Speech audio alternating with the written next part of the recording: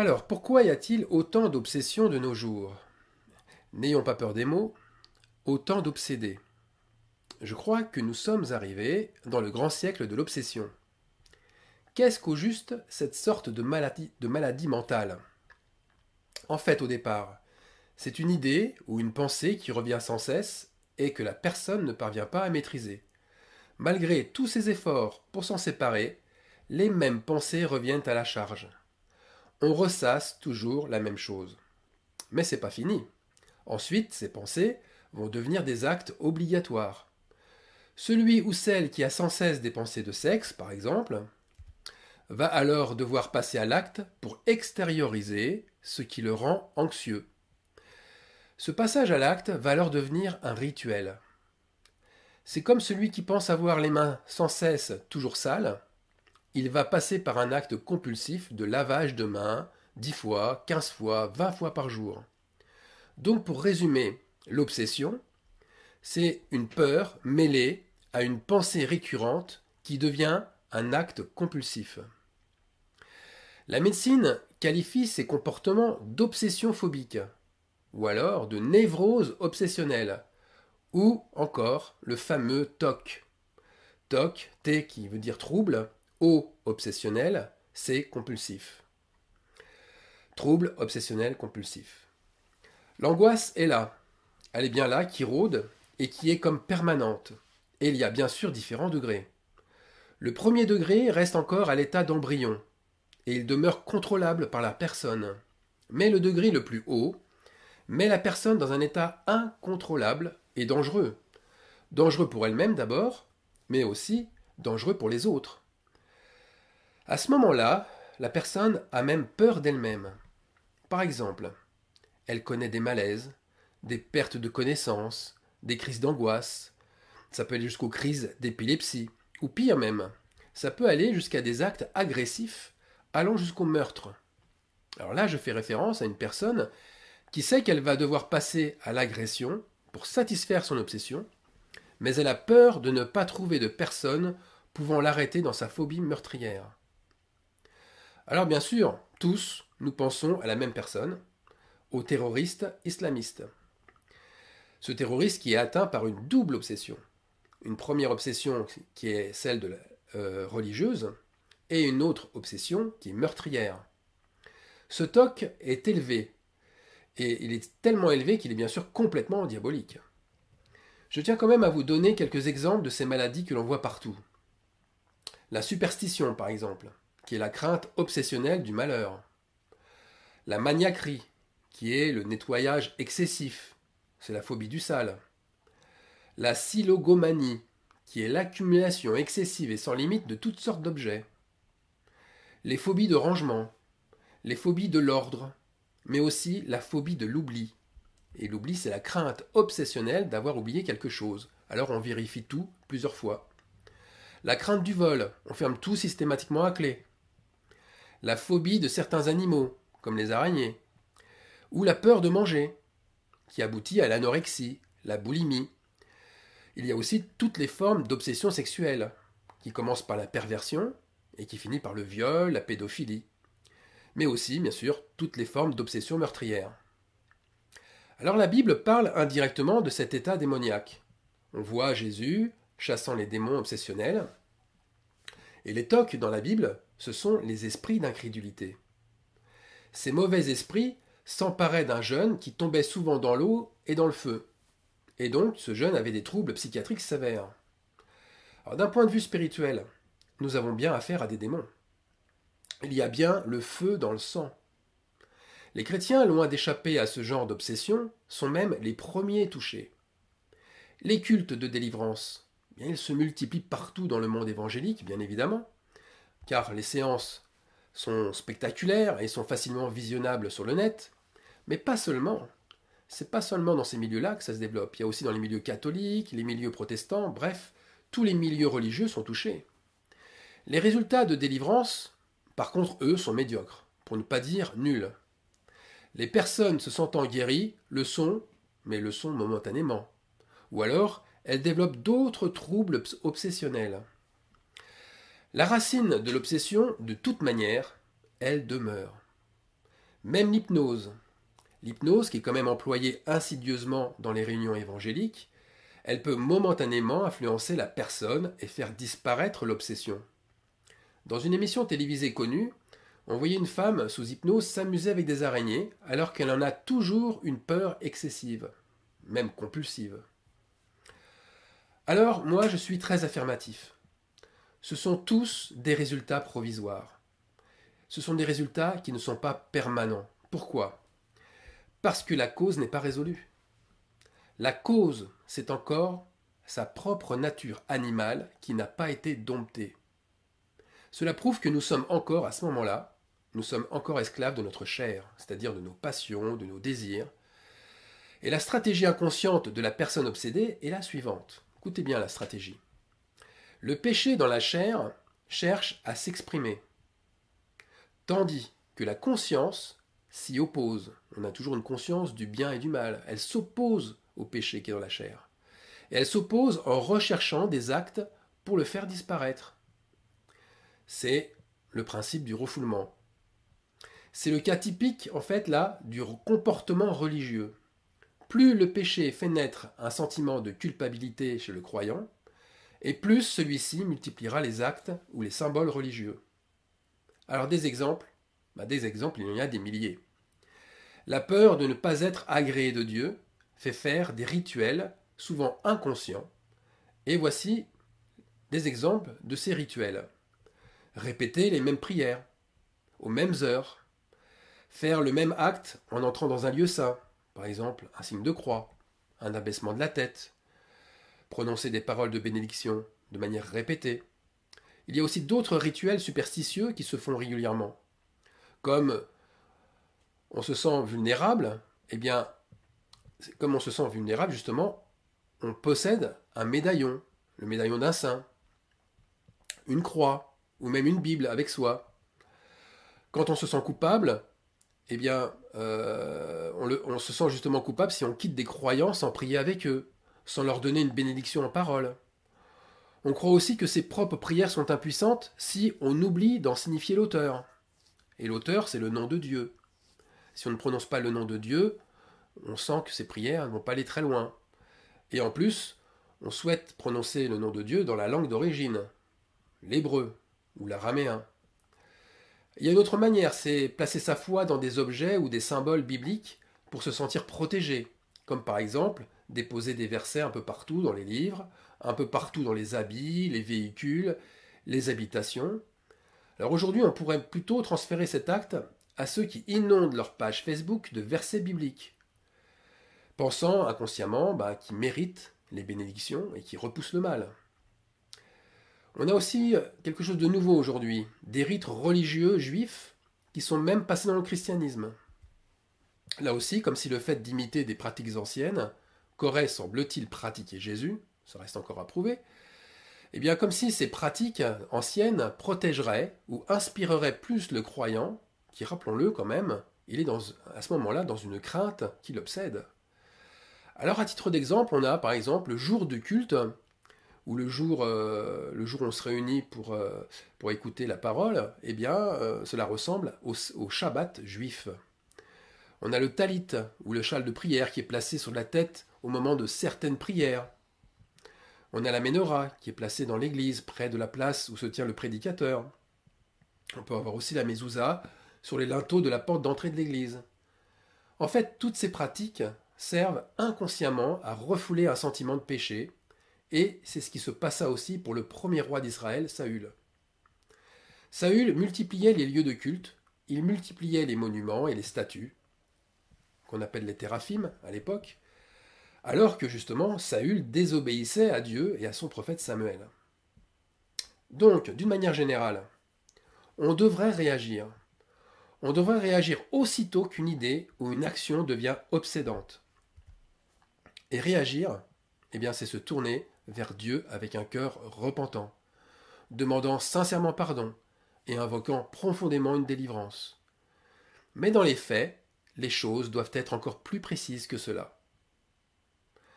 Alors on va lire Lévitique 19, des versets 5 à 8. Quand vous offrirez à l'Éternel un sacrifice d'action de grâce, vous l'offrirez en sorte qu'il soit agréé. La victime sera mangée le jour où vous la sacrifierez, ou le lendemain. Ce qui restera jusqu'au troisième jour sera brûlé au feu. Si l'on en mange, le troisième jour ce sera une chose infecte. Le sacrifice ne sera point agréé. Celui qui en mangera portera la peine de son péché, car il profane ce qui est consacré à l'Éternel. Cette personne-là sera retranchée de son peuple. Alors la précision de cette ordonnance, de cette loi sur le pardon, parce qu'on parle du pardon ici, eh bien la précision de cette loi est étourdissante de vérité. Ici, comme je vous l'ai dit, c'est bien du pardon dont on parle, surtout quand on fait référence à une action de grâce. Mais qui aujourd'hui met en pratique Lévitique 19, 5 à 8 dans sa vie? On peut se poser la question, surtout au vu des TOC. Je vous rappelle les TOC, les troubles obsessionnels compulsifs. Les TOC qui prolifèrent au même rythme que les déchets plastiques dans le monde. Ça, c'est un petit peu pour vous donner une image. Alors, ce que j'ai compris de ce que j'ai lu, c'est qu'un sacrifice, pour qu'il soit agréé, eh bien la résolution qui est faite réellement dans le cœur et par la confession de la bouche, elle doit être effective le jour même ou au plus tard le lendemain. Alors pourquoi ici dans le Lévitique, c'est une petite parenthèse, il n'est pas stipulé le cœur et la bouche? C'est vrai, mais c'est faux aussi. Le cœur et la bouche sont bien stipulés, regardez. On mange le sacrifice avec quoi? Réponse avec la bouche. Et le cœur, il signifie quoi? Bien à l'intérieur de nous, là où est digéré l'aliment sacrifié. Voilà donc la première réponse. Mais il y a aussi une deuxième réponse, une réponse un petit peu plus spirituelle. L'offrande, c'est un acte de foi. Et la foi parfaite s'obtient ainsi. Romains, chapitre 10, verset 10. C'est en croyant du cœur qu'on parvient à la justice, et c'est en confessant de la bouche qu'on parvient au salut. Donc, la résolution dans le cœur vient en premier, car elle montre ce qui est juste en nous. Et confesser de la bouche nous apporte le salut et la délivrance. Mais attention, il y a une condition. À condition qu'il y ait une parfaite adéquation entre le cœur et la bouche. La balance fausse empêche la délivrance. C'est-à-dire que le poids de notre cœur doit être le même que celui de nos paroles. Sinon, nos paroles n'ont pas d'effet positif. Donc, pour être délivrés de nos fautes, pas de faux semblants. Nous devons dire ce que nous avons dans le cœur à Dieu et à ceux qui sont concernés. Nous ne devons pas être légers avec ce que nous avons décidé de sacrifier et d'offrir à Dieu. Prenons l'exemple suivant. Je vais vous demander de vous projeter même personnellement dans le cas que je vais citer. Et moi-même, je vais me projeter. La victime que je décide de manger, là je reprends les mots de Lévitique 19.5 que je vous ai lu tout à l'heure. La victime que je décide de manger est un préjudice qu'on m'a fait. Je décide donc de pardonner une faute qu'un frère a commise à mon égard. On va dire que ce frère m'a insulté. Alors cette faute, cette insulte, c'est la victime que je vais brûler sur l'autel et manger. C'est mon offrande. Et cette insulte donc n'existera plus une fois mangée et digérée. Mais, attention, si au bout des 3 jours, cette insulte ressort, elle ressort dans mes propos, ou par des actes d'énervement, ou par je ne sais quelle sorte de mauvais caractère, eh bien c'est que je ne l'ai pas digérée. C'est que je n'ai pas vraiment renoncé à elle. Il me reste encore des morceaux de mon sacrifice. Il me reste en fait 2 morceaux. Il me reste un morceau difficile à digérer dans ce cas-là, qui est le morceau de la rancœur, et il me reste le morceau de l'amertume. Et les remanger ou les ruminer, eh bien c'est une abomination. En réalité, mon offrande aurait dû disparaître complètement au bout de 3 jours pour être agréée de Dieu. Or, si au bout du 3e jour, je continue à manger cette victime, je continue à ruminer en pensant « Ah, il m'a quand même manqué de respect, il m'a fait ceci, il m'a fait cela, et il récidive, et c'est pas que une première fois, une deuxième fois, etc. » Ça, c'est une chose infecte et détestable. Mon sacrifice ne sera pas agréé, et la peine de cela est que je m'exclus automatiquement de la communion fraternelle. Et bien sûr que je coupe la relation avec mon Dieu. C'est ce que nous révèle Lévitique 19. Vous voyez, il y a toujours une profondeur à atteindre dans nos relations. Un simple pardon de la bouche ne suffit pas. Il faut 3 jours de mise à l'épreuve de notre foi pour savoir si elle est agréée de Dieu. Voilà pourquoi Jésus nous demande de pardonner. Pas 7 fois, mais pardonner jusqu'à 77 fois 7 fois par jour. Pourquoi? Parce que Dieu sait que toute rancune a un coût très élevé. Et ce coût, c'est la fin de la relation avec lui. C'est une lettre de divorce. C'est le début de l'apostasie. Alors si vous trouvez que cette offrande ressemble à une loi dépassée et qu'elle est dure et illégitime, mais attention, c'est que votre cœur est dur et que vous préférez alors cacher vos zones d'ombre plutôt que d'y mettre la lumière. En fait, dans la réalité, vous cherchez toujours la victime et vous la cherchez du regard plutôt que de la brûler sur l'autel. Car finalement, c'est un bout de votre chair que vous mettez aussi sur l'autel. Et ce morceau d'orgueil doit brûler et être mangé entièrement. En clair, on ne peut pas manger la chair et boire le sang du Fils de l'homme si on n'a pas au préalablement brûlé et mangé la sienne. Là, bien sûr, je fais référence à Jean 6, 54, au sujet de la chair et du sang du Fils de l'homme. Alors n'imaginez pas qu'avec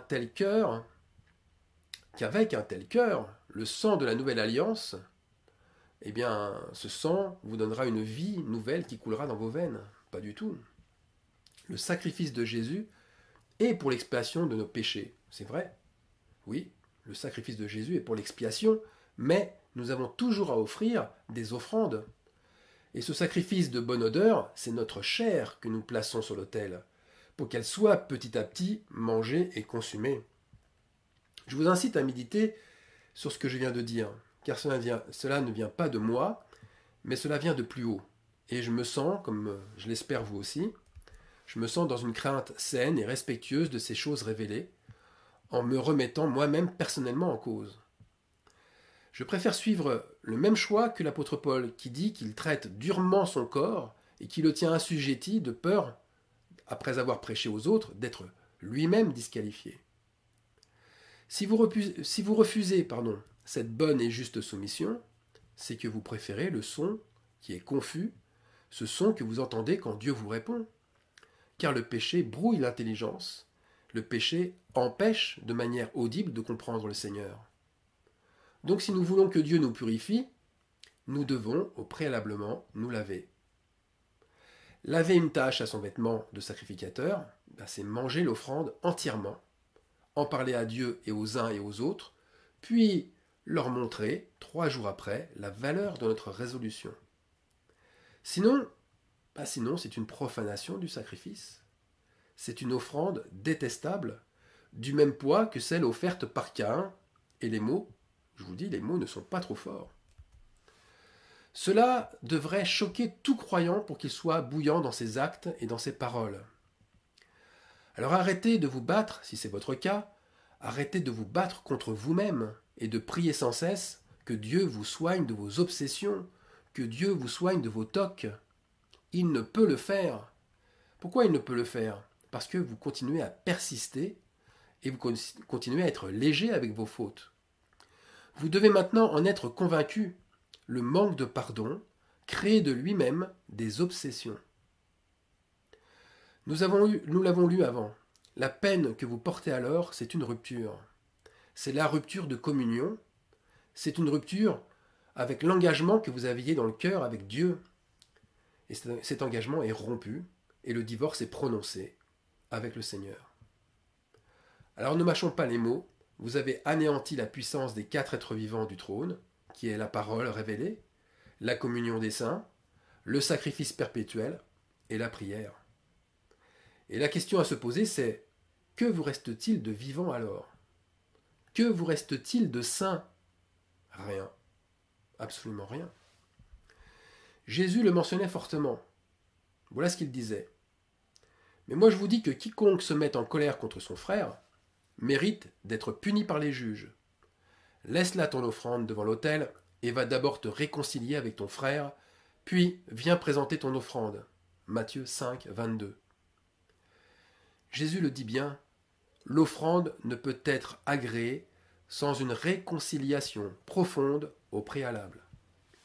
Et la réconciliation, c'est donc l'offrande avant l'offrande. L'offrande de cœur précède l'offrande d'action. Cette offrande réconciliation, c'est la paix dans notre cœur, comme celle que nous devons avoir, si c'est possible, avec les autres. Et cette paix, c'est le principe de base de la foi. Alors pour finir, la question. Un croyant, un véritable croyant, peut-il avoir des obsessions? Un croyant obsédé, c'est un oxymore, c'est un contresens. La réponse est évidente, et nous pouvons maintenant tous y répondre avec les arguments du Saint-Esprit. Alors je vous prie, et je prie que notre Seigneur nous aide, à tous, et qu'il nous aide sur notre chemin de repentance, à voir nos fautes, mais aussi à les brûler entièrement, par la réconciliation, et surtout sans revenir dessus dès le 3e jour. Amen.